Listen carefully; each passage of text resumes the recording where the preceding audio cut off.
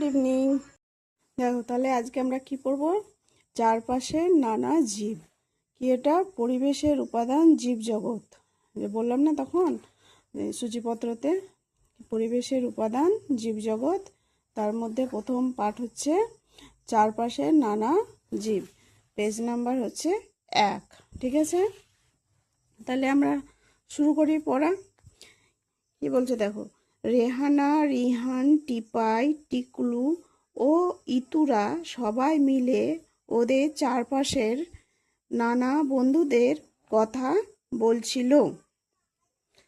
ইতু বলল, মাছেদের কালকে পিঁপড়ের ডিম খাইয়েছি। রেহানা বলল, কোথা থেকে পেলি? বাড়ির পিছন দিকে ঘুরছিলাম, এমন সময় শ্যাওলা ধরা একটা ইঁটে হোঁচট খেলাম। ইঁটটা গেল উল্টে। ওরে বাবা, কত পিঁপড়ে, প্রচুর ডিম। দৌড়ে একটা চামচ নিয়ে এসে প্যাকেটে ভরলাম, তারপর মাছেদের খাওয়ালাম। কি মজা করে ওরা খেলো। এমন সময় দিদিমণি এলেন। ইতুদের বললেন, কি আলোচনা হচ্ছে? টিকলু বলল, ওদের আলোচনার কথা। তাহলে দেখো, রেহানা, রিহান, টিপাই, টিকলু এরা সবাই মিলে নানা বন্ধুদের কথা, চারপাশের কথা বলছিল।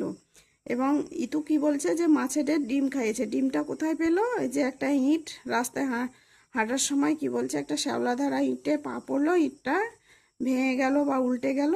দিয়ে দেখছি ইঁটের নিচে, দেখবে তোমরাও দেখতে পাও, কত ইঁটের নিচে সব পিঁপড়েরা বাসা বাঁধে এবং প্রচুর ডিম থাকে তাদের। সেই ডিমের উপরে তারা বসে থাকে বা মুখে ডিম থাকে। সেই ডিমগুলো সেই চামচে করে নিয়ে মাছেদের খাওয়ালো। মাছেরা খুব তৃপ্তি করে খেলো। তাই তো, এক একজন এক একটা, ধরো এক একটা প্রাণীর এক একটা প্রিয় খাবার থাকে। তোমাদেরও নিশ্চয়ই নিজেদের প্রিয় খাবার আছে। সেরকম মাছেদেরও প্রিয় খাবার হচ্ছে পিঁপড়ের ডিম।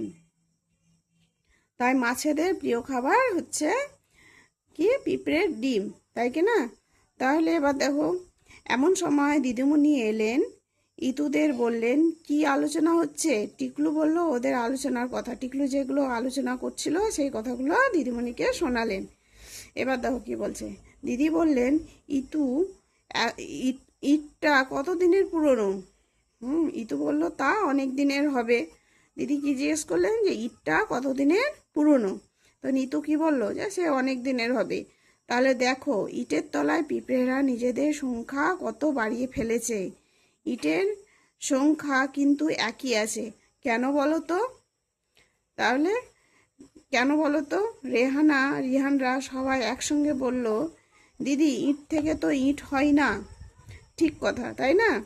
দেখো, আমি তাহলে কি বললাম একটু আগে, যে ইটে হাঁটছিল, ইটের নিচে সেই পিঁপড়ের ডিমগুলো ছিল।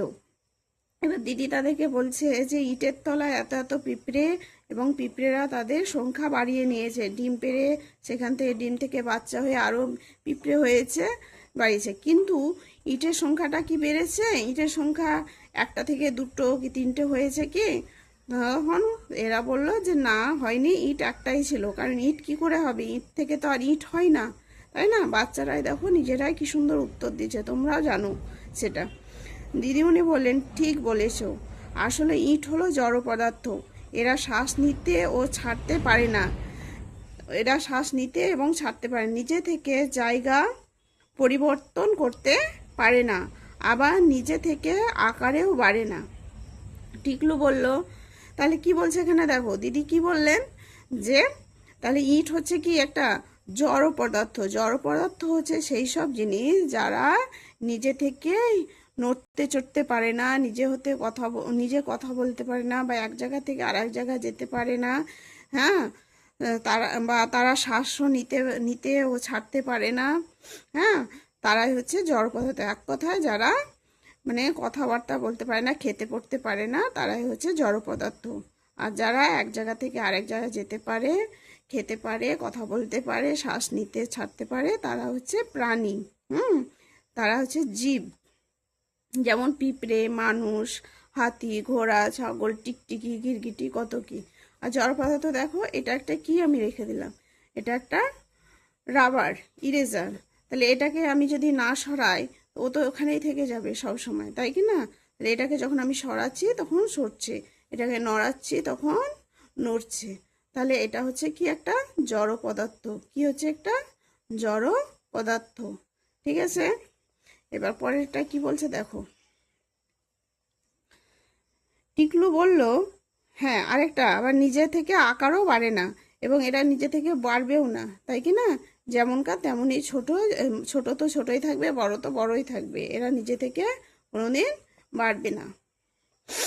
তাহলে এবার দেখো টিকলু বলল, দিদি পরশুদিন বৃষ্টি হয়েছিল, তাতে আমাদের পুকুরে কত ব্যাঙাচি হলো, আর আমাদের বাড়ির উঠোন জুড়ে কত ছোট ছোট ব্যাঙ, খুব মজা লাগছিল, সবাই মিলে কেমন লাফালাফি করছিল। এরা হলো জীব, এরা হলো জীব।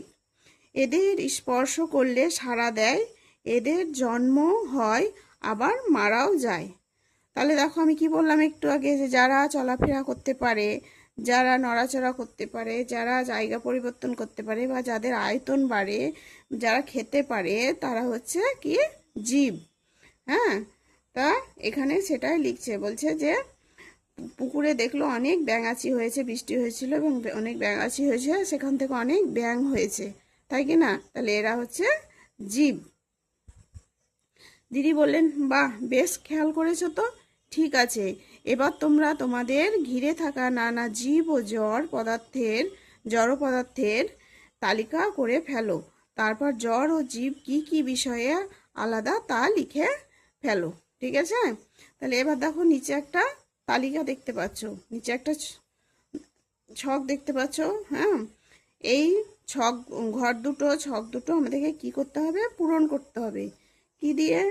বলছে তোমাকে ঘিরে থাকা জীবের তালিকা, মানে তোমার আশেপাশে যেসব জীবগুলো দেখতে পাও, হ্যাঁ, সে তাদের নাম লিখবে এখানে।